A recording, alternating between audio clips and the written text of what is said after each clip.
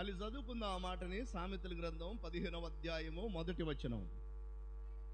మృదువైన మాట క్రోధమును చల్లార్చును, నొప్పించే మాట కోపము రేపును. చాలు ప్రియులారా, దేవుని వాక్యాన్ని మనం ఆలోచించినట్లయితే ఇక్కడ ఇద్దరు వ్యక్తుల గురించి మనం చదువుకుంటాం. ఒకళ్ళు మృదువుగా మాట్లాడేవారు, మరొకళ్ళేమో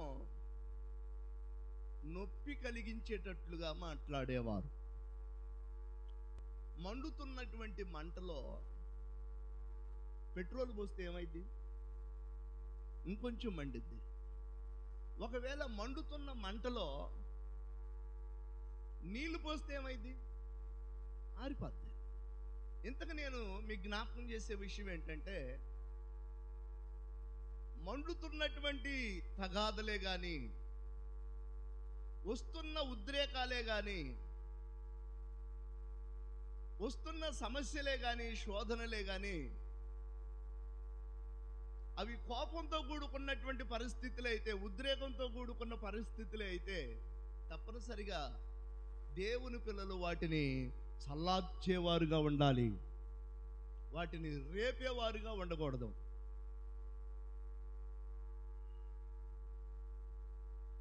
దేవునికి స్తోత్రం.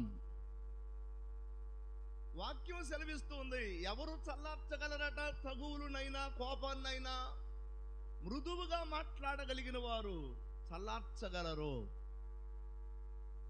మీకు దైవ గ్రంథంలో బైబిల్ వాక్యాన్ని మీకు జ్ఞాపకం చేస్తాను. మోషే అనే భక్తిపరుడు మిక్కిలి సాత్వికుడు. భూలోకం అంతట్లో మిక్కిలి సాత్వికుడు. చాలా జాగ్రత్తగా మాట్లాడగలిగిన వ్యక్తి. అతడు సాత్వికంగా మాట్లాడగలిగిన వ్యక్తి. కానీ ఒకానొక దినాన సంఘాన్ని, ఏ సంఘాన్ని అయితే నడిపించాడో, ఏ సంఘాన్ని అయితే కాచాడో, ఏ సంఘానికైతే నాయకుడిగా ఉన్నాడో, ఆ సంఘం విషయంలో ఒకరోజు కోపం తెచ్చుకొని మృదువుగా మాట్లాడవలసింది పోయి మోషే కాని మాట పలికాడు. ఏమన్నాడు? ద్రోహులారా అని పలికాడు. వెంటనే ప్రభు అన్నాడు, నువ్వు నా పని విషయంలో, నా సేవ విషయంలో విసుక్కుంటున్నావు గనుక, నువ్వు మాట్లాడకూడని మాట మాట్లాడావు గనుక ఇంక నువ్వు నా సేవ చేయాల్సిన పని లేదు, నువ్వు ఇంక వచ్చేసేయి అన్నాడు. నెబో కొండ ఎక్కి పాలు తేనెలు ప్రవహించే దేశాన్ని చూస్తావు కానీ అందులో నువ్వు ప్రవేశించవు, వచ్చేసేయి నా దగ్గరకు అన్నాడు. కారణం ఏంటి అని అంటే, మృదువుగా మాట్లాడవలసిన చోట కోపం తెచ్చుకొని ఉద్రేకంగా మాట్లాడాడు. ఉద్రేకంలో ఒక్కొక్కసారి మనం ఏం చేస్తామంటే ఏం మాట్లాడతామో తెలియదు. అందుకే దేవుని పిల్లలకి ఎప్పుడు ఉద్రేకం రాకూడదు. దేవునికి స్తోత్రం. ఆలోచనతో మాట్లాడితే అన్ని పరిస్థితులు బాగుంటాయి. కానీ ఉద్రేకంతో మాట్లాడితే మనం ఏం మాట్లాడతామో మనకే తెలియదు ఒక్కొక్కసారి, ఆ కోపంలో, ఆవేశంలో, ఆ బాధలో. అందుకే దేవుని పిల్లలు ఉద్రేకపు ఆత్మ పని చేయకుండా ప్రార్థన చేసుకోగలగాలి. మొత్తానికి మీరు గమనించినట్లయితే వినండి, సంఘము విషయంలోకి వచ్చేసరికి కాని మాట మాట్లాడితే దేవుడు ఒప్పుకోలా. అందుకే మీరు ఎప్పుడూ కూడా సంఘము విషయంలో, తోటి విశ్వాసుల విషయంలో మీరు తొందరపడి ఏ ఉద్రేకపూరితమైన మాట మాట్లాడొద్దని ప్రభు పేరిట మీకు మనవి చేస్తూ ఉన్నాను. మీరు ఆలోచించినట్లయితే అక్కడ ఇశ్రాయేలీలు వాస్తవానికి, సంఘముగా ఉన్న ఇశ్రాయేలీలు వాస్తవానికి విసిగిస్తున్నారు. ఎవరిని? మోషేని విసిగిస్తున్నారు. బాధపడవలసిన సందర్భమే అది. మోషే మీద సనుక్కుంటున్నారు సంఘం. ఒక రకంగా మోషేకి విరోధంగా మాట్లాడుతున్నారు సంఘం. అయినా ఆ సందర్భంలో మనం ఆలోచించినట్లయితే సంఘం విషయంలో వాళ్ళు బాధపడుతున్నారు, వారు మాట్లాడకూడని మాటలు మాట్లాడుతున్నారు సంఘం అని మోషేకి ఏమొచ్చింది? కోపం వచ్చి మోషే కూడా మాట్లాడకూడని మాట మాట్లాడాడు.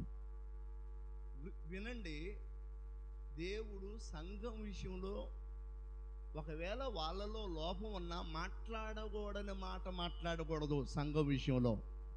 అందుకే మీరు ఎప్పుడు కూడా సంఘం విషయంలో కాని మాటలు పలకొద్దు.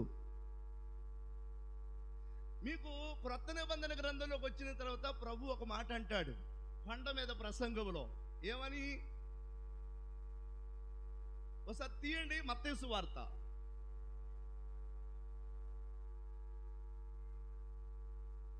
మత్తయి సువార్త 5వ అధ్యాయము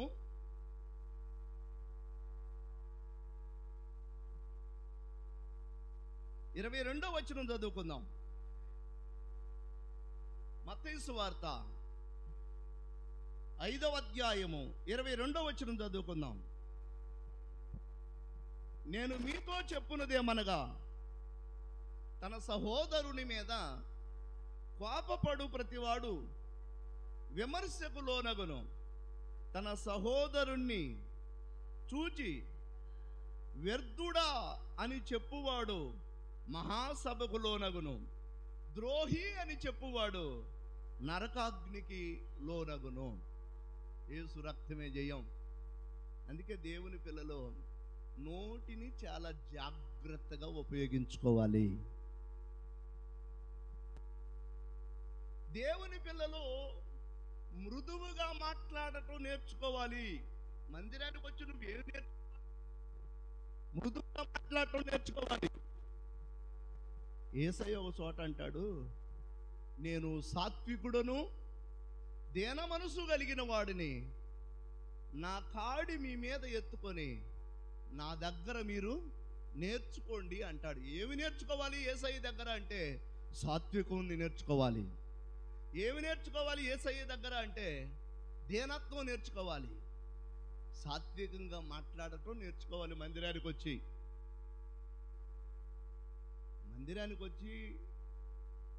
సంఘానికి వచ్చి ప్రార్థనలకు వచ్చి రక్షించబడి 20 సంవత్సరాలు అవుతున్నా, 30 సంవత్సరాలు అవుతున్నా, 40 సంవత్సరాలు అవుతున్నా,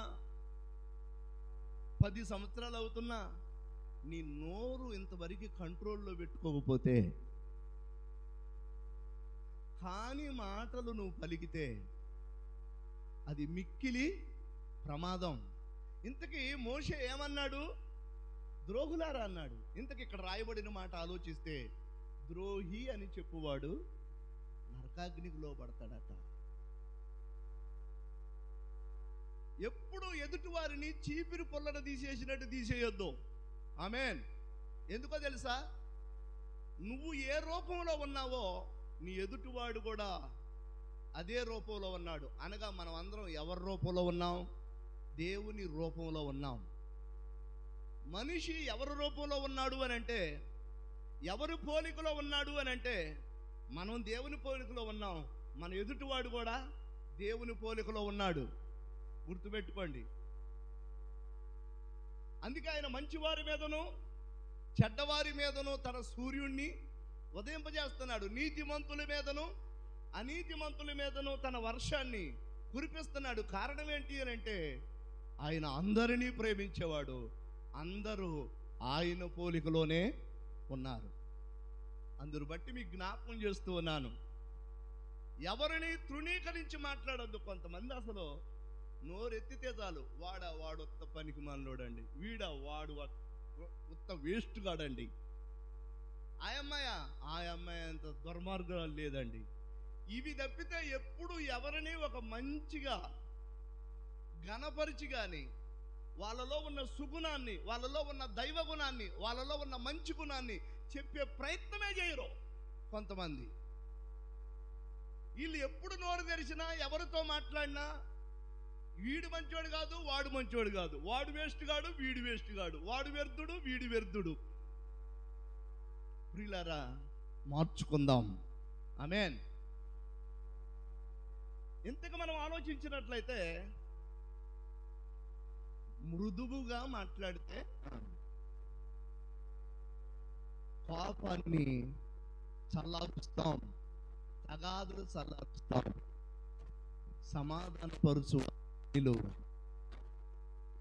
సమాధానపరుచువారు ధనిలు, వారు దేవుని కుమారులు అనబడతారు. దేవుని పిల్లలుగా మనం ఆలోచిద్దాం. ఎవరిని నష్టపరచడానికి ప్రయత్నం చేయొద్దు. చేతనైతే సమాధానపరచు. చేతనైతే ఒక కుటుంబం కట్టబడుట కొరకు నీ మృదువైన మాట ఉపయోగించు. నీ ఆత్మ కలిగిన మాట అవసరమైతే ఒక కుటుంబాన్ని కట్టడానికి, ఇద్దరు భార్యాభర్తలను కలపటానికి, ఒక సంసారాన్ని నిలబెట్టడానికి, ఒక తగాదని చల్లార్చడానికి చేతనైతే మృదువుగా మాట్లాడి సమాధానపరిచి ఆ సమస్యలు చల్లార్చటం, అది భక్తితో కూడుకున్న విషయం. ఆమేన్. సరే, విషయానికి వచ్చేద్దాం. బైబిల్ వాక్యంలో మనం గమనించినట్లయితే మాట ఎక్కడి నుంచి వచ్చింది? నాలుక నుండి వచ్చింది. నాలుక లేకపోతే నోట్లో నుంచి మాట రాదు. అందుకే అప్పుడప్పుడు నీ నాలుక కోసేస్తా అంటారు. మీరు అన్నారు ఎప్పుడన్నా? నాలుక కోసేయటం అంటే ఏం మాట్లాడుతున్నావో నీకు తెలియట్లేదు, నీ నాలుక కోసేస్తా అని అంటారు. అంటే నాలుక కోసేస్తే ఇక మాట రాదు.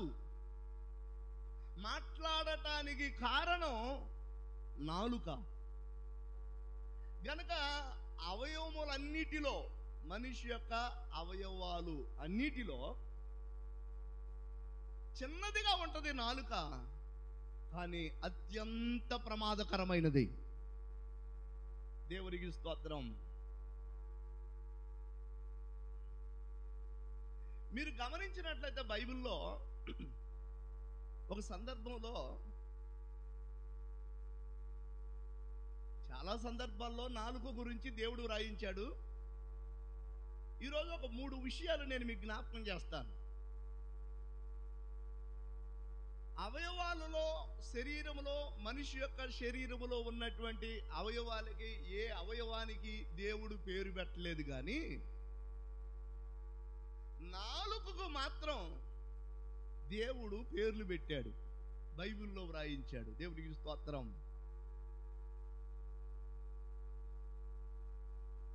మనిషి యొక్క కాలు ఎలాంటిది, మనిషి యొక్క చెయ్యి ఎలాంటిది, మనిషి యొక్క చెవు ఎలాంటిది అని పెద్దగా ప్రస్తావించలేదు, కానీ నాలుక గురించి మాత్రం దేవుడు దానికి పేర్లే పెట్టాడు. ఎందుకు అని అంటే ఈ నాలుక ఇది ఉంటేనే, నాలుక ఉంటేనే మాట వచ్చింది. ఈ నాలుగుతోనే, నాలుక లేకపోతే మాట్లాడలేం.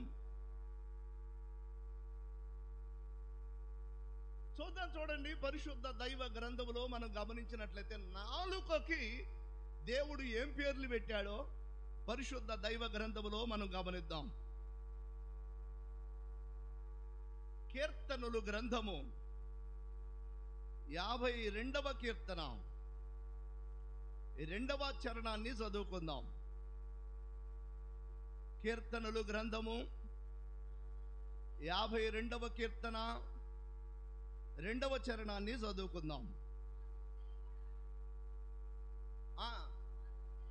మోసము చేయువాడా, వాడిగల మంగలి కత్తివలే నీ నాలుక నాశనము చేయ ఉద్దేశించుతున్నది. చాలు చాలు చాలు వినండి. నాలుక వాడిగలిగిన మంగళ కత్తి లాంటిది అని వ్రాయబడి ఉంది. నాలుకని దేవుడు దేనితో పోల్చాడు? మంగళ కత్తితో పోల్చాడు.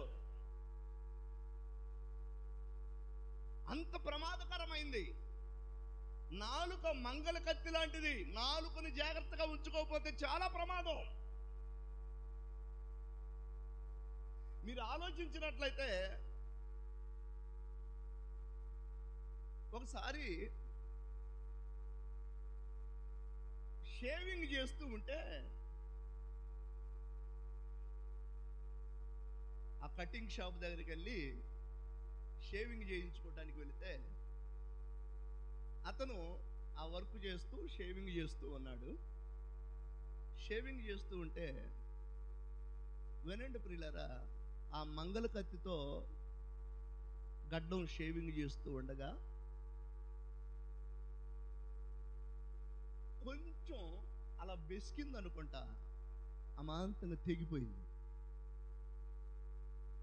వినండి, మీరు ఆలోచించినట్లయితే తెగిన సంగతి కూడా నాకు తెలియలా, తెగిన సంగతి అర్థం కాల. ఆ తర్వాత గడ్డమంతా షేవింగ్ అంతా చేయటం అయిపోయిన తర్వాత అప్పుడు అతని దగ్గర ఏదో స్ఫటిక అది ఉంటే దాన్ని పెట్టి అద్దుతున్నాడు. ఏంటి సంగతి ఏంటి అంటే అప్పుడు మంట పడుతుంది. ఏంటి సంగతి అంటే కొంచెం గడ్డం దిగిందిలే అన్నాడు. మంగళ కత్తి ఎంత పదునైనది అని అంటే మనకు తెగిన సంగతి కూడా అర్థం కానంత పదునైనది మంగళ కత్తి. అందుకే దేవుని వాక్యం సెలవిస్తుంది, మంగళ కత్తితో పోల్చాడు దేనిని? నాలుకని. అంత పదునైనది నాలుక, అంత ప్రమాదకరమైనది నాలుక. ఒకవేళ మంగళ షాపులోకి వెళ్ళి మనం షేవింగ్ చేయించుకోవడానికో లేకపోతే కటింగ్ చేయించుకోవడానికి వెళ్ళినప్పుడు వాళ్ళు గనక కోపం తెచ్చుకొని గొంతు మీద ఒక ఘాటు అలా తెలియకుండా ఘాటు పెట్టినా వినండి, తెగిన సంగతి కూడా మనకు తెలియదు. ఇక అంతే సంగతులు, యేసు రక్తమే జయం. అంత పదునైనది మంగళ కత్తి. ప్రియులారా, మీ నాలుక మనుషులను కూడా చంపగలదు. పదునైనటువంటి మంగళ కత్తి లాంటిది, ఒక కత్తి లాంటిది నాలుక. బైబిల్లో ఒక మాట ఉంటుంది ఇంకో చోట, ఏమని అంటే కత్తిపోటు వంటి మాటలు మాట్లాడువారు కలరు అని వ్రాయబడి ఉంటుంది. అంటే కత్తితో పొడిచినట్టే ఉంటుంది. మీరు ఆలోచించండి, ఒక మనిషిని దెబ్బ కొడితే ఒక 4 రోజుల్లో మానిపోద్ది, ఒక వారంలో మానిపోద్ది.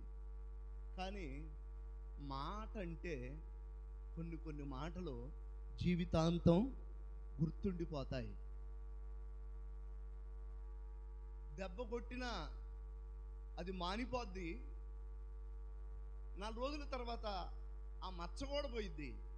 కానీ ఒక్కోసారి మాట అంటే ఆ మాట జీవితాంతం గుర్తుండిపోయే అవకాశం ఉంది. అందుకే మాట్లాడేటప్పుడు మీరు చాలా ఆలోచించి మాట్లాడటం మంచిది. ప్రియులారా, నాకు తెలిసినటువంటి ఒక అమ్మాయి, యవనస్తురాలు,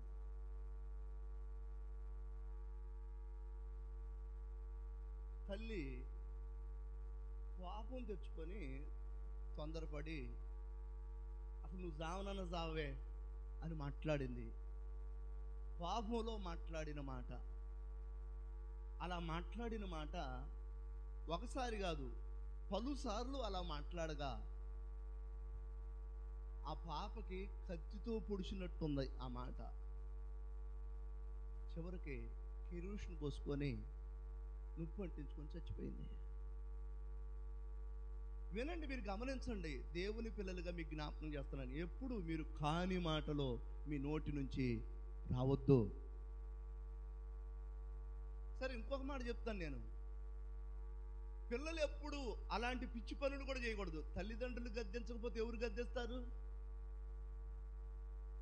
తల్లిదండ్రులు ఖండించకపోతే ఎవరు ఖండిస్తారు? వాళ్ళకు పెట్టే హక్కు ఉంది, కొట్టే హక్కు ఉంది, తిట్టే హక్కు ఉంది. కొట్టిన వాళ్ళే, తిట్టిన వాళ్ళే, పెట్టిన వాళ్ళే. వాళ్ళేదో తిట్టారని, కోపంలో ఏదో అన్నారని నువ్వు అగత్యానికి పాల్పడితే నీకంటే మూర్ఖులు మరొకళ్ళు ఉండరు. దేవునికి స్తోత్రం. మీకు ఒక మాట చెప్తాను, వినండి. పిల్లల సంగతి అట్టు ఉంచితే, ఒకసారి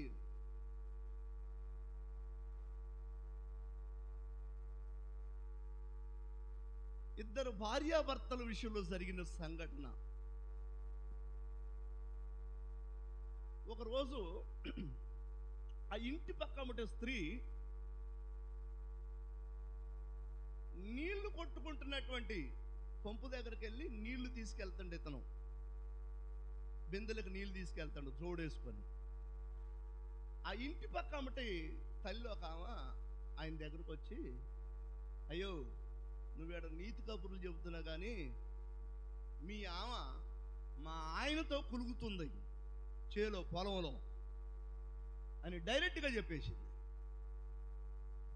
ఆ మాట చెప్పగా, వినండి ప్రియులారా, వెంటనే మగ మనిషి కదా, నా భార్య వేరొకడితో పొలంలో పత్తికని పంపిస్తే, పత్తి తీయటానికని పంపిస్తే అక్కడ నా భార్య వేరొకడితో అక్రమ సంబంధం పెట్టుకుందని ఈ అమ్మాయి చెప్పింది.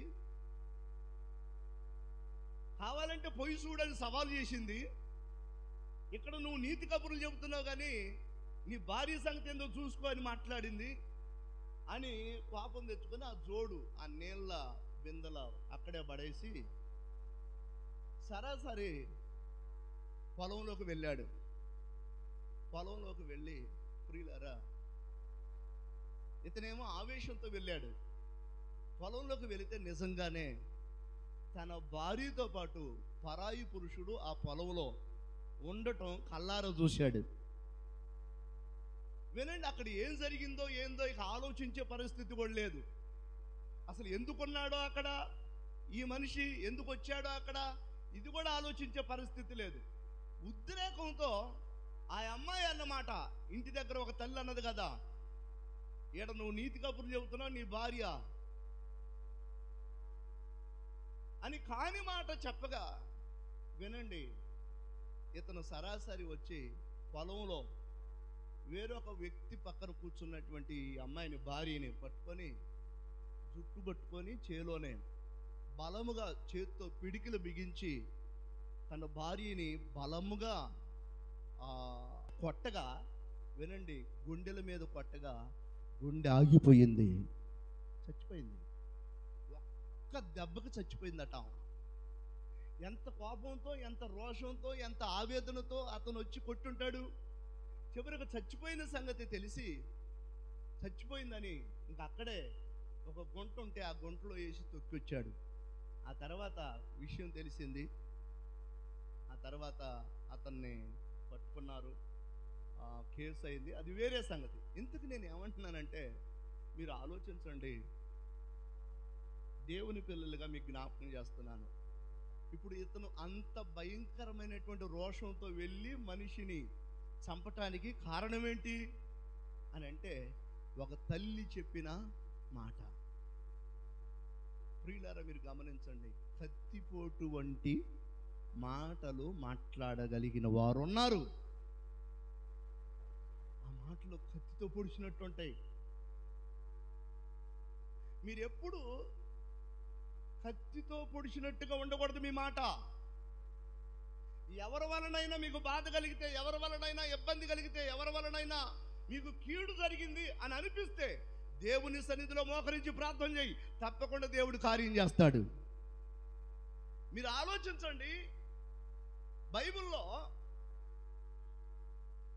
అబ్రహాము భార్య వేరొకటి చేతిలో ఉండిపోతే, ఐగుప్తు దేశపు రాజు చేతిలో ఉండిపోయిన సందర్భంలో అబ్రహాముకి బలమైన బాధ కలిగింది, ఆవేదనతో కుంగిపోయాడు. కానీ అతను ఒక పని చేశాడు, ఇంటికి వచ్చి రోషముతో దేవుని సన్నిధిలో ప్రార్థన చేశాడు. దేవునికి స్తోత్రం. ఏమని ప్రార్థన చేశాడు? నిన్ను దీవించు వారిని దీవిస్తానన్నావు, నిన్ను శపించు వారిని శపిస్తానన్నావుగా ప్రభువా. ఇప్పుడు నాకు నష్టం కలుగుతుంది, నా భార్య వేరొకటి చేతిలో ఉంది, అనివార్య కారణముల వలన అక్కడ ఉండవలసి వచ్చింది అని రోషము తెచ్చుకొని దేవుని సన్నిధిలో కన్నీరు కార్చి బాధతో ప్రార్థన చేయగా, దేవుడు జ్ఞాపకం చేసుకొని అబ్రహాము భార్యని దేవుడు పరిశుద్ధంగా అప్పగించాడు మరలా అబ్రహాముకి. దేవునికి స్తోత్రం. కారణం ఏంటో తెలుసా? అబ్రహాము ప్రార్థన ఆలకించినటువంటి దేవుడు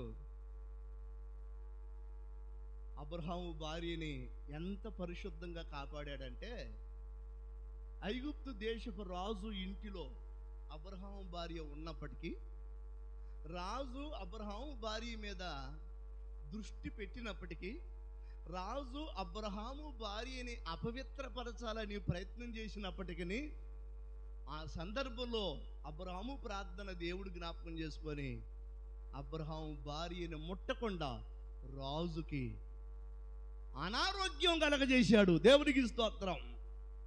ఒక రకంగా నేను అనుకుంటాను ఆ అనారోగ్యం ఏంటి అని అంటే కాలు చేయి పడిపోయి ఉంటుంది. దేవునికి స్తోత్రం. మంచంలో పడిపోయి ఉంటాడు ఆ రాజుక. ముట్టుకోవటానికి కానీ టచ్ చేయటానికి కానీ అవకాశం లేనంత భయంకరమైన రోగానికి రాజుని మంచానికి అప్పగించాడు. అమ్మో, ప్రార్థన పవర్ కలిగింది. మాటలు పవర్ కలిగినాయా? ప్రార్థన పవర్ కలిగిందా? యేసు రక్తమే జయం. అందుకే మాటలు తగ్గాలి, ప్రార్థన పెరగాలి. సమస్య వచ్చినప్పుడు, బాధ వచ్చినప్పుడు, శోధన వచ్చినప్పుడు మాటలు తగ్గాలి, ప్రార్థన పెరగాలి. అప్పుడు ప్రభు మన పక్షాన వ్యాజ్యమాడతాడు. అందుకే మీకు జ్ఞాపకం చేస్తున్నాను, కత్తిపోటు వంటి మాటలు మీరు మాట్లాడొద్దు. మిమ్మల్ని బట్టి ఎవరూ చచ్చిపోకూడదు. హల్లెలూయా. మిమ్మల్ని బట్టి ఎవరు జీవితాంతం మర్చిపోలేనటువంటి వేదన పడకూడదు. ఒక్కొక్క మాట జీవితాంతం గుర్తుండిపోయి అనుక్షణం నొప్పి కలగజేసిద్ది. రోజు గుర్తొచ్చింది ఆ మాట. అట్లాంటి మాటలు ఎప్పుడు మాట్లాడొద్దు మీరు. దేవునికి స్తోత్రం. మీ భర్తలు ఏమని పిలుస్తున్నారు? ఏమని మాట్లాడుతున్నారు? పిల్లరా, మాట్లాడకూడని మాట మాట్లాడితే, అనకూడని మాట మీ యజమానిని కొట్టుకోరంటే మీ ఇంట్లో ఉన్న కోడలు రేపు ఆ కోడలు కూడా నీ కొడుకుని నీ కళ్ళ ముందే, నీ భర్తని నువ్వు పనికిమాలినోడా అన్నావు, రేపు నీ కోడలు కూడా నీ కళ్ళ ముందే నీ కొడుకుని కూడా పనికిమాలినోడా అంటది. అప్పుడు నువ్వేమంటావంటే, ఏందే కోడలు దాని లాగా ఉండకుండా, అత్త మామ మేము ఉన్నామని కూడా చూడకుండా నా కొడుకుని పట్టుకొని మా కళ్ళ ముందే పనికి మనలోడు అంటావా అని అంటావు నువ్వు అత్తగా. అప్పుడు కోడలు అంటది చిన్నంగా, నీ సంబడం నాకు తెలియదా? ఎవరు సంబడం?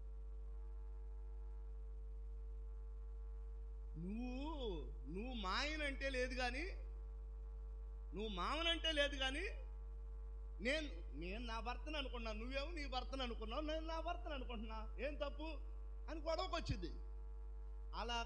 ఇలా కుటుంబాలు పటాపంచలు అవ్వటానికి గల కారణం ఏంటి అని అంటే నోటి మాటలే. అందుకే ఇంట్లో పెద్దవాళ్ళు మృదువుగా మాట్లాడటం నేర్చుకోవాలి. కాని మాటలు పలకొద్దు.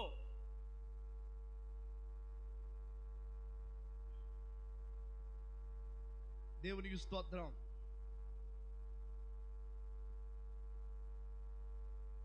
నాలుకను దేంతో పోల్చాడు? మంగళ కత్తి.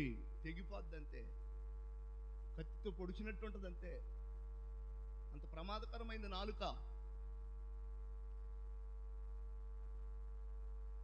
రెండో మాట చూద్దాం, చూడండి. పరిశుద్ధ దైవ గ్రంథములో నాలుక ఎంత ప్రమాదకరమైందో, నాలుక ఎలాంటిదో చూద్దాం. రెండో మాట చదువుకుందాం. ఇర్మియా గ్రంథము 9వ అధ్యాయము 8వ వచనం. ఇర్మియా గ్రంథము 9వ అధ్యాయము 8వ వచనం. వారి నాలుక ఘాతుక బాణము. చాలు, అందరూ నాతో కాటానండి. వారి నాలుక ఘాతుక బాణము. యేసు రక్తమే జయం. నాలుకకి మరొక పేరు పెట్టాడు. నాలుక ఇందాకేమో మంగళ కత్తి వంటిది అని వ్రాయబడి ఉంది. ఇప్పుడు చదువుకున్న మాటలో నాలుక ఎలాంటిదట? ఘాతుక బాణము లాంటిదట. మీరు ఆలోచించినట్లయితే బాణం అనేది దగ్గరున్న జంతువుని వేటాడటానికి బాణం ఉపయోగించరు. బాణం దూరంగా ఉన్నటువంటి జంతువుని వేటాడటానికి ఉపయోగించేదే బాణము. బాణం తెలుసా అసలు మీకు? ఆ బాణంతో ఎంత దూరం ఉన్నవాడినైనా కొట్టడానికి, బాగా దూరంలో ఉన్నవాడిని కొట్టడానికి, లేకపోతే బాగా దూరంలో ఉన్న జంతువుని వేటాడటానికి ఉపయోగించేదే బాణము.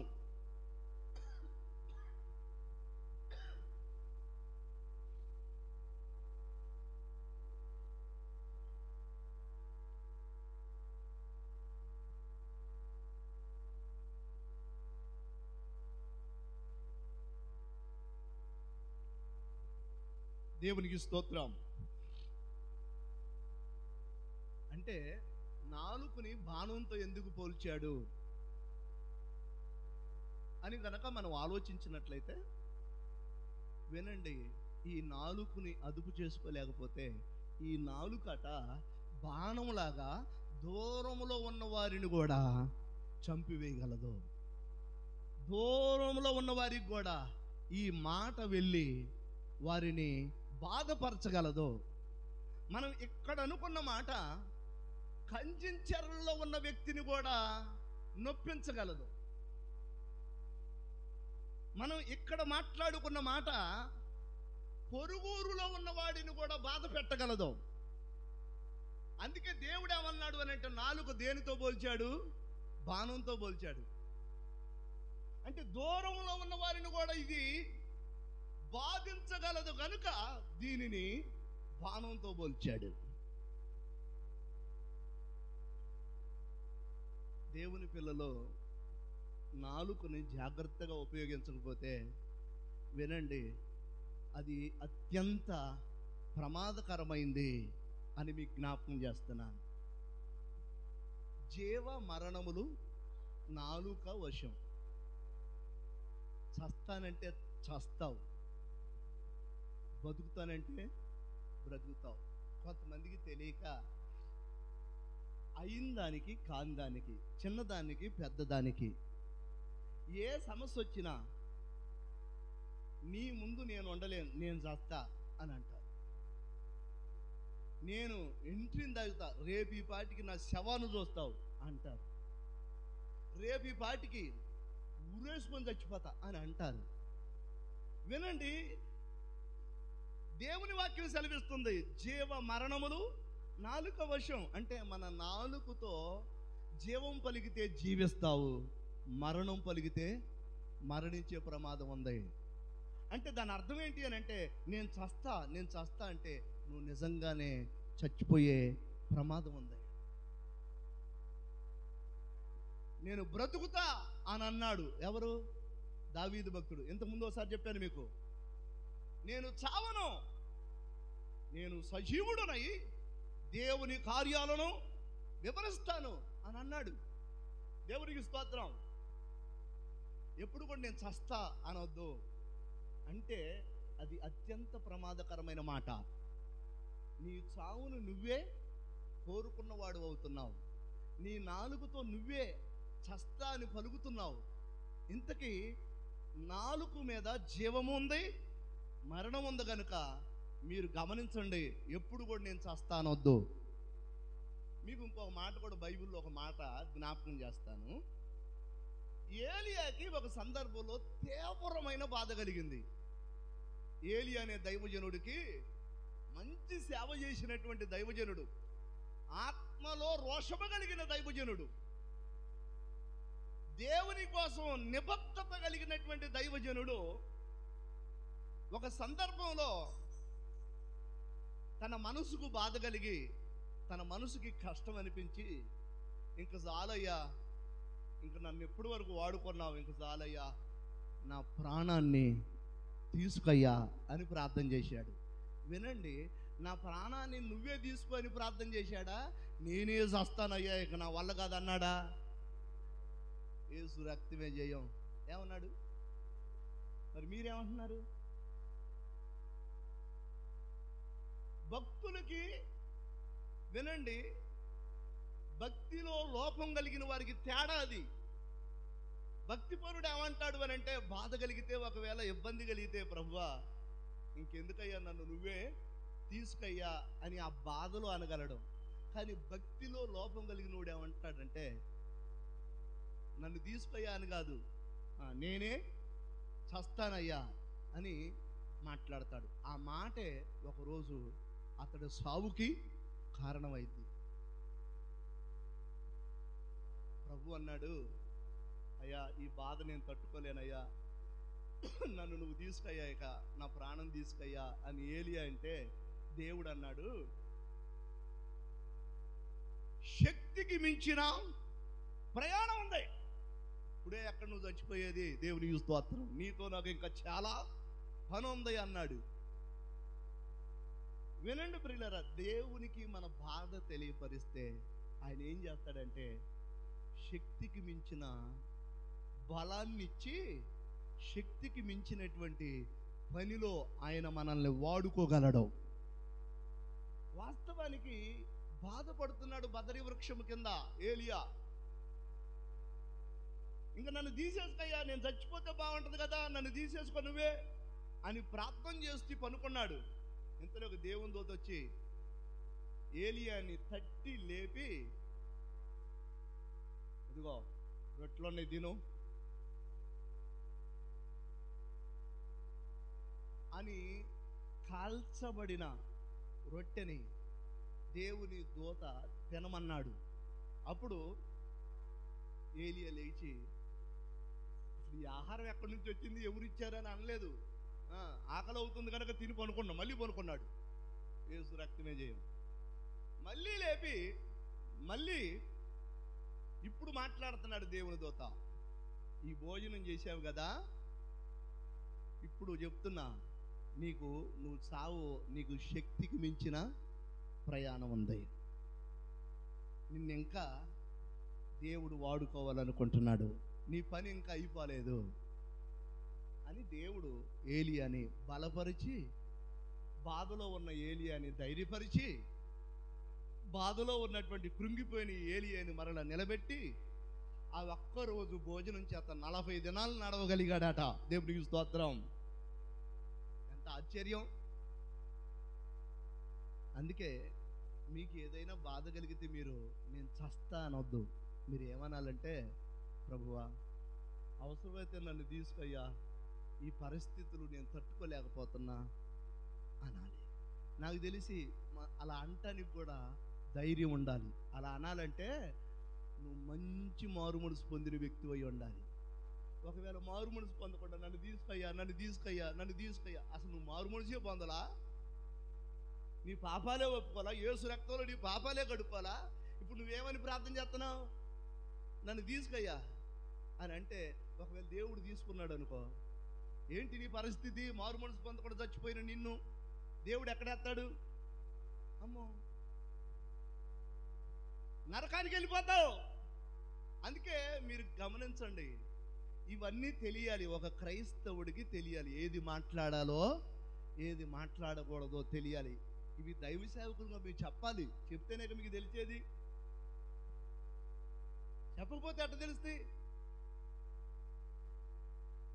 నన్ను తీసుకయ్యా అని ప్రార్థన చేయటానికి కూడా ఏముండాలి, ఏ ధైర్యం ఉండాలి? తప్పకుండా నేను ఒకవేళ దేవుడు నన్ను తీసుకున్నా నన్ను ఎక్కడికి తీసుకెళ్తాడు? పరలోకి వెళతానన్న నిశ్చయత నీకుంటే, నేనేమని ప్రార్థన చేస్తానంటే, ప్రభువా నేను మాత్రం సంపూర్ణంగా నీకు ఇష్టంగా ఉండి రావాలయ్యా నేను నీ దగ్గరికి అని ప్రార్థన చేసుకుంటా. దేవుని స్తోత్రం. ఎట్లా వెళ్ళాలి దేవుడి దగ్గరికి? ఆయనకి ఇష్టంగా, ఏ లోపం లేకుండా సంపూర్ణంగా నేను కడగబడే నీ దగ్గరకు రావాలయ్యా. మీరు పిచ్చి చేష్టాలు చేయబాకండి. మీ పాపాలు కడగబడకుండా, మీరు మారు మనసు పొందకుండా నన్ను చంపేయ్యా, నన్ను చంపేయ్యా అంటే, ఒకవేళ తీసేసుకున్నాడు అనుకో దేవుడు, పరలోక రాజ్యం కాదు నీకు ఉండేది, నిత్య నరకానికి వెళ్తావు. జాగ్రత్త. ఏది పడితే అది ప్రార్థన చేయబాకండి. ప్రార్థన చేసే విషయంలో కూడా జ్ఞానం ఉండాలి. అపోస్తుడైన పౌలయ్య గారే, భక్తిపరుడైన పౌలయ్య గారే ఏమని ప్రార్థన చేశాడు తెలుసా? బ్రతుకుట క్రీస్తే, సావు అయితే నాకు లాభం అని ప్రార్థన చేశాడు. అంటే నన్ను చంపు అనలా, ఏందో నన్ను బ్రతికించమని అనలా, నీ ఇష్టమేనయ్యా అన్నాడు. దేవుడికి స్తోత్రం.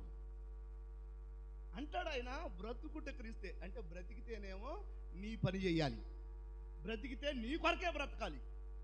కొంతమంది ఎందుకు బతుకుతున్నావు అమ్మాయి అని అంటే, 2 పిల్లలు ఉన్నారయ్యా, బొడ్డ పిల్లలు, ఆ పిల్లల కోసం బతుకుతున్నాను, వాడు మొహం వాడి కోసం బతుకుతున్నానా నేను? వినండి, పిల్లల కోసం కాదు బతికేది. మీరు ఎవరి కోసం బ్రతకాలి అని అంటే దేవుని కోసం బ్రతకాలి. ఆమేన్. దేవుడు నీకు ఇచ్చిన ఆయుష్కాలంలో నువ్వు దేవుని కొరకు బ్రతకాలి. దేవుని కొరకు నువ్వు బ్రతికితే నీ పిల్లల్ని కూడా ఆయన బ్రతికిస్తాడు. నువ్వు దేవుని కొరకు బ్రతికితే నీ భర్తను బ్రతికిస్తాడు. అంతే. ముందు నువ్వు దేవుని కొరకు బ్రతకకుండా నేను పిల్లల కోసం బతుకుతున్నానండి, నేను మా ఆయన కోసం బ్రతుకుతున్నానంటే కుదరదు. మనం దేవుని కోసం బతికితే మన పిల్లల్ని ఆయన బతికించగలడు. ఆమేన్. పౌలయ్య గారు ఏమన్నాడు? బ్రతుకుట అంటే క్రీస్తు కొరకు బ్రతుకుతా. మీరు డబ్బుల కొరకు బతుకుతున్నారు. కొంతమంది వినండి, అధికారం కొరకు బ్రతుకుతున్నారు.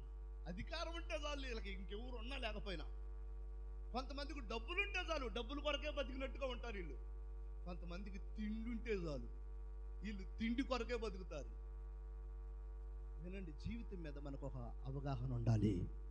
ఎందుకు బతుకుతున్నామో తెలియాలి.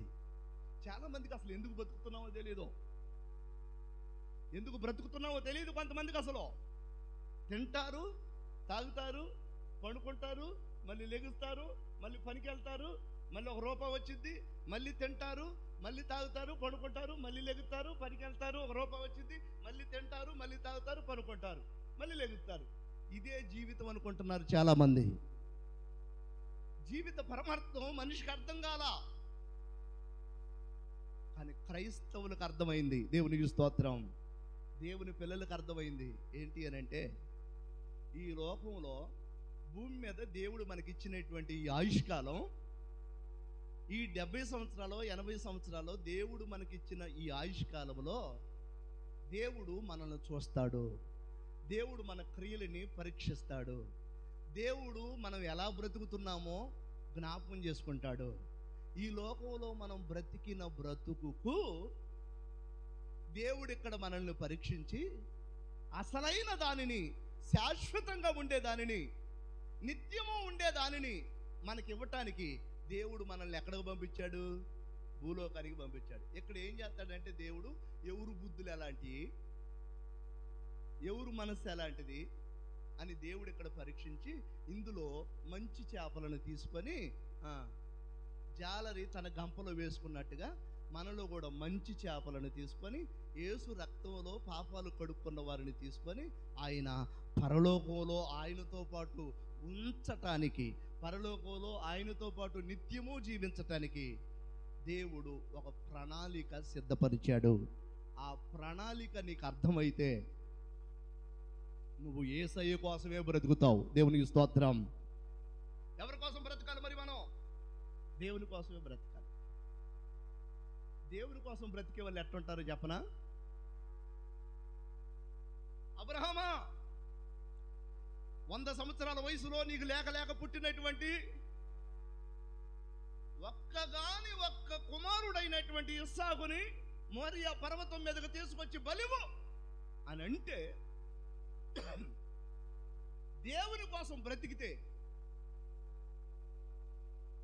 అబ్రహాం ఏం చేశాడంటే, నువ్వు ఇచ్చావు, యేసు రక్తమే. ఎవరిని?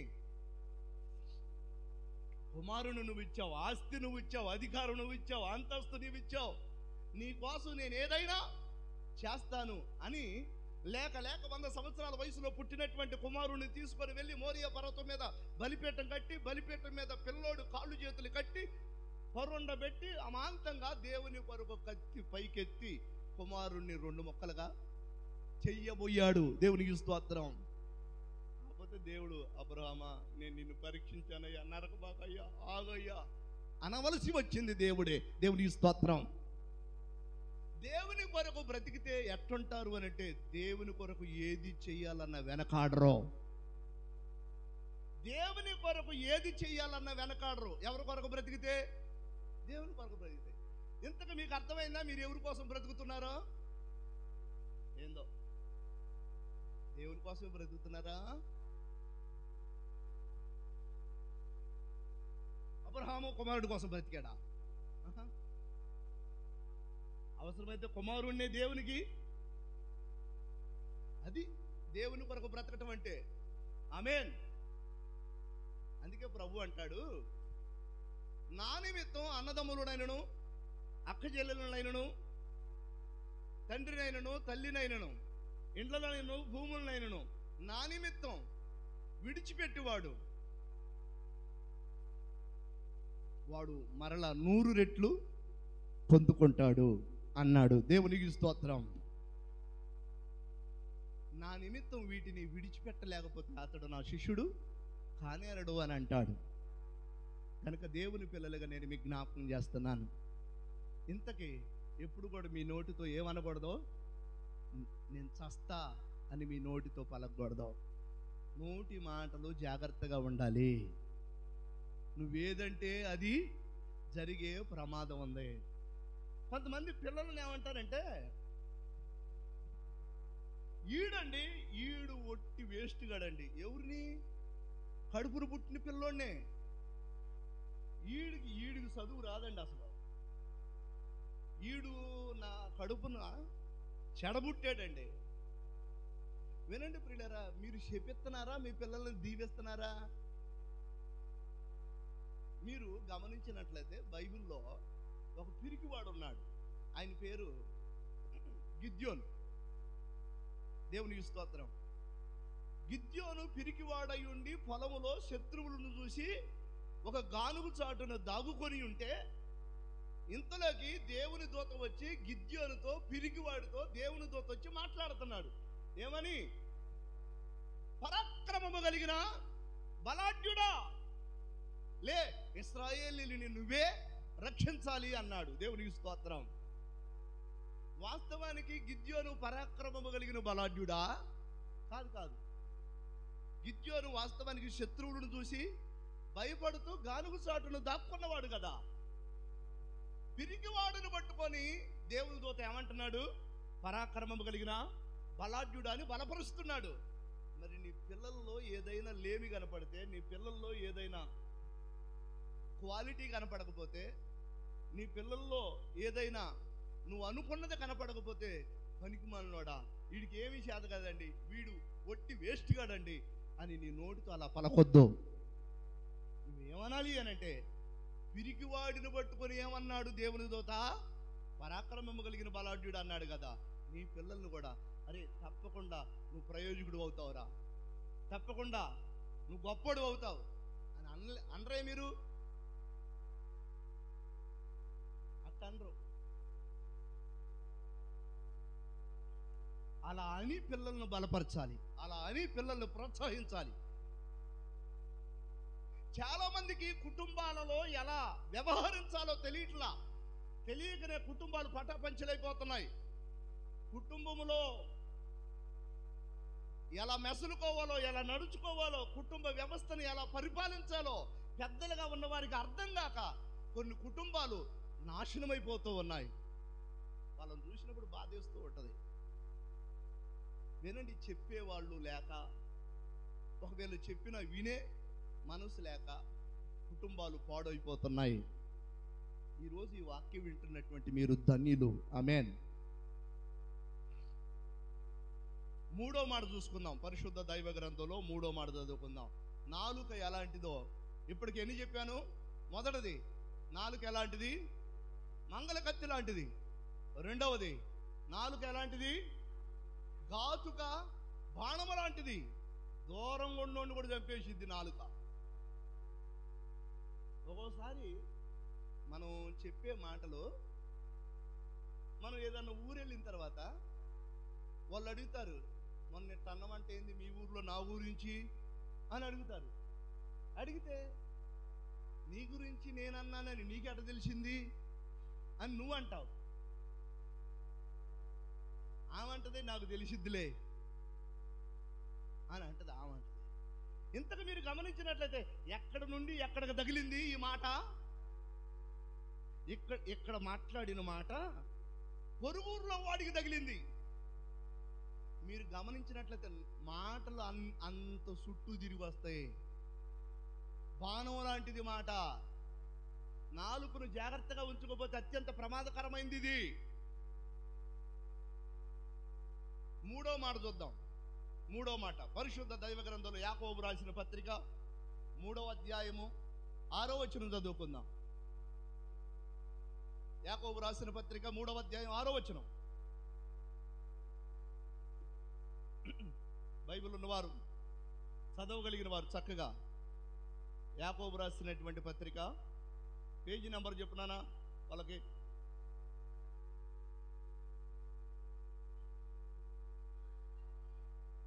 నాలుక అగ్నియే అనండి నాతో పాటు. దేవునికి స్తోత్రం. నాలుక అగ్ని. నాకు తెలియగలుగుతా దేవుడు ఈ నాలుకకే ఇన్ని పేర్లు పెట్టడానికి దేవుడు ఎందుకు అంగీకరించాడు అని అంటే, నాలుక ఎంత ప్రమాదకరమైందో ఈ విషయాలను బట్టి మనకు అర్థమైంది. నాలుక కత్తి లాంటిది అన్నాడు, నాలుక బాణము లాంటిది అన్నాడు, నాలుక అగ్ని లాంటిది అని కూడా అన్నాడు. వినండి, కొంచెం నొప్పు అడివంతటిని కాల్చగలదు. ఎంత నొప్పు? కొంచెం నొప్పు అడవినే తగలబెట్టగలదు. అలాగే చిన్న నాలుక ఊరును తగలబెట్టగలదు. ఊరంతా కాలిపోవటానికి, ఊరంతా కొట్టుకొని చచ్చిపోవటానికి, ఊరంతా తగువులాడుకోవటానికి, ఊరంతా తలకాయల పగల కొట్టుకోవటానికి, ఊరంతా వల్లకాడవటానికి ఏది కారణము అని అంటే చిన్న నాలుక ఊరుని కాల్చివేయగలదో. అందుకే దేవుని పిల్లలుగా మీకు జ్ఞాపకం చేస్తున్నాను, మీ నాలుక ఒక్కొక్కసారి ఊళ్ళో ఉన్న వాళ్ళందరికీ స్విచ్ పెట్టిద్ది. జాగ్రత్త. కొంపలు కాల్చివేసిద్దట నాలుక.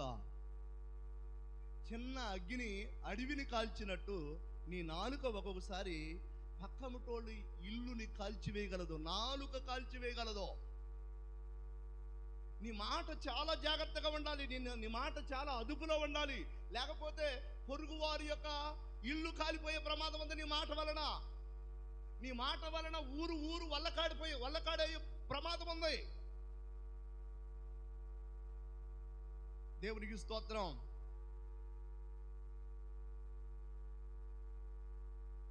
మీరు ఆలోచించినట్లయితే పొలం పనులకు వెళ్ళినప్పుడు పొలం పనుల్లో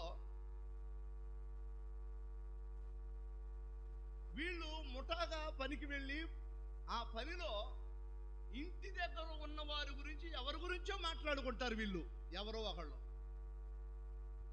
ఈ లోపల ఆ పక్కముటే ఆ పనిలో ఉన్నటువంటి తల్లే ఆ పక్కముటే ఉండి వింటది. అందరూ వింటారు. ఏమేమనుకుంటుంది అంటే అందరూ నా వాళ్ళే అనుకొని ఆ పొలంలో ఇంటి దగ్గర ఉన్నటువంటి వ్యక్తి గురించి ఏదో మాట్లాడింది. అది అందరూ విన్నారు. ఎందుకు మాట్లాడింది అలా అంటే, ఉన్న వాళ్ళందరూ నా వాళ్ళే అన్నట్టుగా మాట్లాడింది. చివరికి తెల్లారి పొద్దున వీళ్ళు పని చూసుకొని ఆ నైట్ ఇంటికి వచ్చిన తర్వాత సాయంత్రానికి తెల్లారి పొద్దున్నే పొలంలో ఎవరి గురించి అయితే మాట్లాడిందో ఆమె వచ్చి, ఒరే నా గురించి మీరు మాట్లాడుకుంటారు పొలంలో? అసలు నేను అక్కడ తలవను మీ పేరు, ఇక్కడ తలవను మీ పేరు, నా పేరు నేను లేకుండా ఎందుకు తెలుస్తున్నారు, నా గురించి ఎందుకు మాట్లాడుకుంటున్నారు అని ఇంటికి వచ్చి గొడవటం ప్రారంభించింది. ఈ తల్లి ఏంటి అని అంటే, అసలు నేను ఈ తల్లి గురించి మాట్లాడిన మాట, ఈ అమ్మాయి గురించి మాట్లాడిన మాట ఎక్కడ మాట్లాడా? పొలంలో మాట్లాడా. అక్కడ ఎవరున్నారు? ఆ 10 మందే ఉన్నారు. ఆ 10 మంది కూడా అందరూ నా వాళ్ళే. మరి నీకెట తెలిసింది? వినండి, అందుకే మీకు జ్ఞాపకం చేస్తున్నాను, నాలుక ఎలాంటిది? అగ్ని. దేవునికి స్తోత్రం. నోరు బాగుంటే ఊరు బాగుంటుందట అనండి.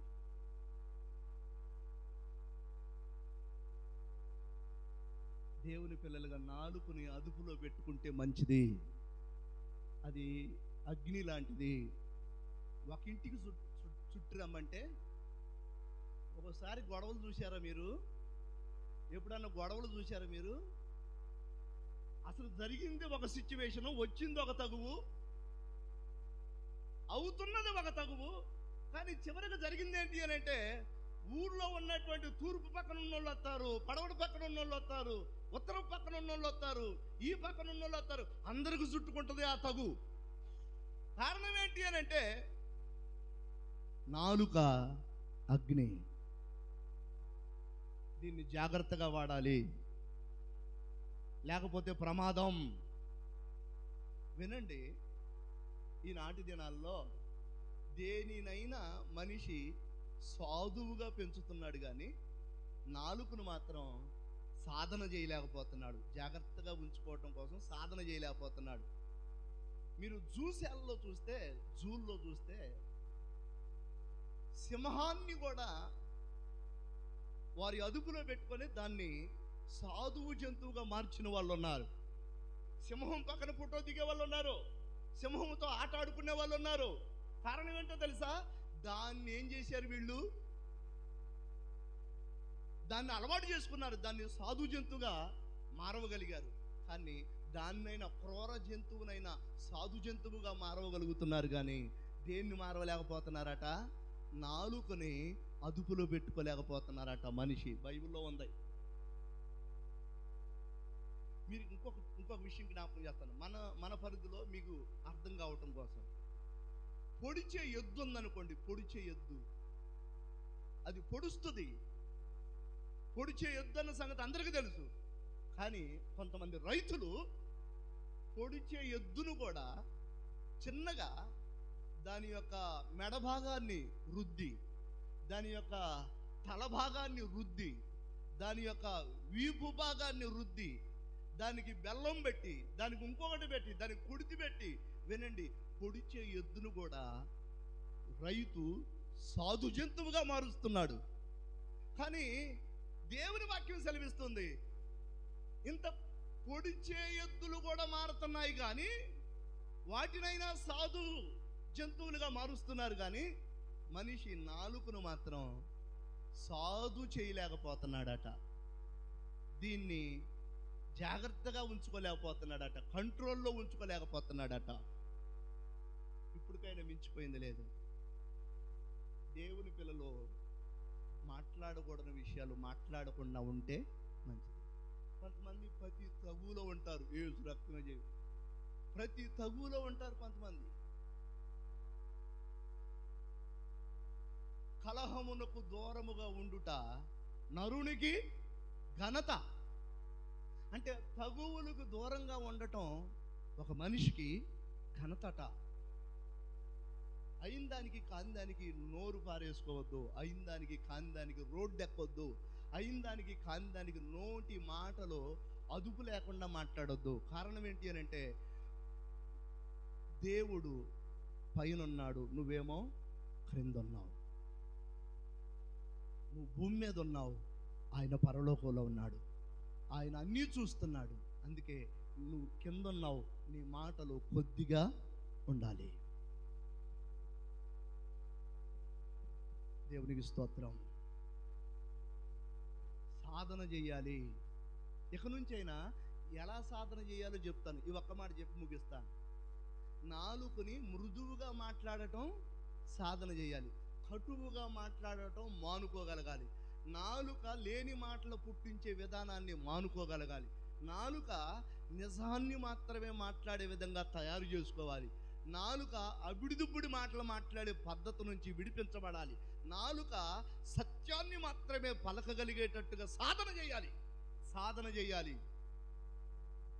కర్ర సాధన చూశారు ఎప్పుడన్నా మీరు? కర్ర సాధన, కర్రతో వేళ్ల మీద ఇటు ఇటు తిప్పుతారు, సాధన చేస్తారు కర్రతో. ఒక్కరోజే కర్రతో సాధన చేస్తున్నటువంటి వ్యక్తిని చూసి నువ్వో నేనో వెళ్ళి ఆ కర్ర పట్టుకొని అతను ఎలా తిప్పుతున్నాడో అలాగే మనం తిప్పితే ఏమైద్దో చెప్పనా? పగిలితే ఎదటోడు తలకాయన పగిలిద్ది, లేకపోతే మన తలకాయన పగిలిద్ది. కారణం ఏంటి అని అంటే మనకు ఆ వేళ్ల మీద తిప్పే ఆ ట్రైనింగ్ మనకి లేదు కనుక. కానీ అవతల వ్యక్తి వేళ్ల మీద కర్రని అటు ఇటు తిప్పగలుగుతున్నాడంటే కారణం అతడు ఎన్నో రోజులు దానిని సాధన చేసి నేర్చుకున్నాడు. అంటే ఆ కర్ర సాధనం చేయటానికి దాన్ని ఎన్నో రోజులు కష్టించి నిబద్ధతతో సమయాన్ని వెచ్చించి రోజు నేర్చుకున్నాడు గనుక అతనికి ఆ సాధన వచ్చింది. ఇప్పుడు మనం కూడా ఏం చేయాలంటే, ఒక వ్యక్తి కర్ర సాధన ఎలా అయితే నెలల తరబడి నేర్చుకొని సాధన చేస్తాడో అలాగే మన నాలుకని మనం కూడా ఏం చేయాలి? మూర్ఖపు మాటలు మాట్లాడకుండా ఎప్పటికప్పుడు సాధన చేయాలి. ఒకవేళ ఈరోజు తొందరపడి మాట్లాడామనుకో, మళ్ళీ రేపు నుంచి ఏం చేయాలి? రేపు నుంచి అన్నా అనుకోవాలి, రేపు నుంచి నేను ఎట్లా మాట్లాడకూడదు అని అనుకోవాలి మనకు మనం. ఒకవేళ రేపు కొన్ని విషయాల్లో మాట్లాడకుండా ఉండి కొన్ని విషయాల్లో మాట్లాడకూడదు అనుకొని బాధ కలిగి మాట్లాడామనుకో, తర్వాత రోజన్నా ఏం చేయాలి? తర్వాత రోజైనా నేను జాగ్రత్తగా ఉండాలి అని సాధన చేయాలి. అలా రోజుల తరబడి నాలుకను ఏం చేయాలి? సాధన చేయాలి. అప్పుడు తప్పకుండా దేవుడు నీ పక్షాన వ్యాజ్యమాడి నీ నాలుకని నువ్వు అదుపులో ఉంచుకునేటట్లుగా ఆయన చేయగలడు. ఆమేన్. కనుక ఇది అత్యంత ప్రమాదకరమైనది. ఏంటిది? నాలుక. మీకు ఇంకో మాట చెప్తానేనండి. ఇంటికి వెళ్ళిన తర్వాత మీరు ఒక పని చేయండి. ఇంటికి వెళ్ళిన తర్వాత, ఇప్పుడు కాదు, మీరు అమాంతంగా రెండు చేతులు కిందకు వచ్చి మోకాళ్ళు ముందు పంపకుండా రెండు చేతులు కిందకు వచ్చి ఇలా కిందకు వచ్చి భూమి మీద మీ అరిచేతులు ఆనించండి. ఆంతయా? మోకాళ్ళు వంగకుండా మీ అరిచేతులు భూమి మీద ఆంతయా? వంగి ఆనవు. మరి ఏం చేయాలి? మళ్ళీ ఇంకొక రోజు కూడా ప్రయత్నం చేయాలి, ఇంకొక రోజు కూడా ప్రయత్నం చేయాలి. అలా రోజు ప్రయత్నం చేయగా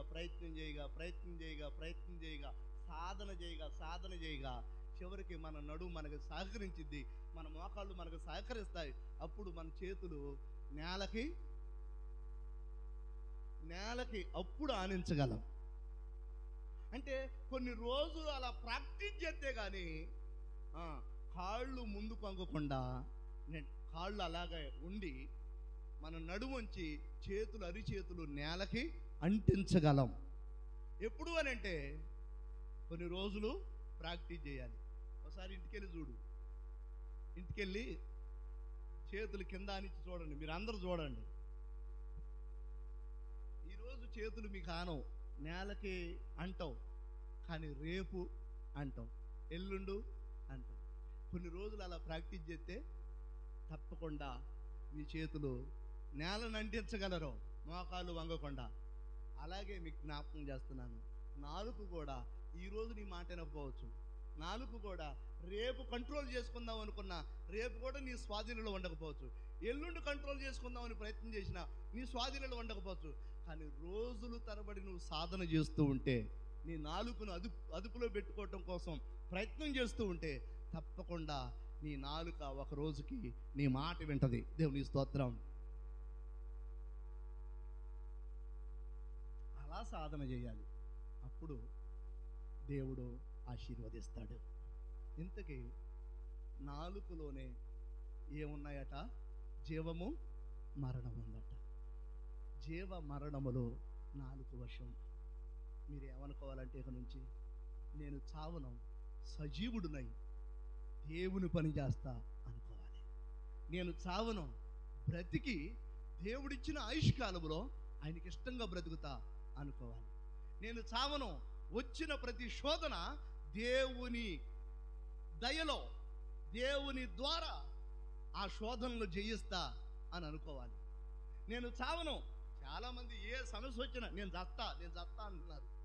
తప్పది. మీరు అనుకోవాలి, నేను చావను,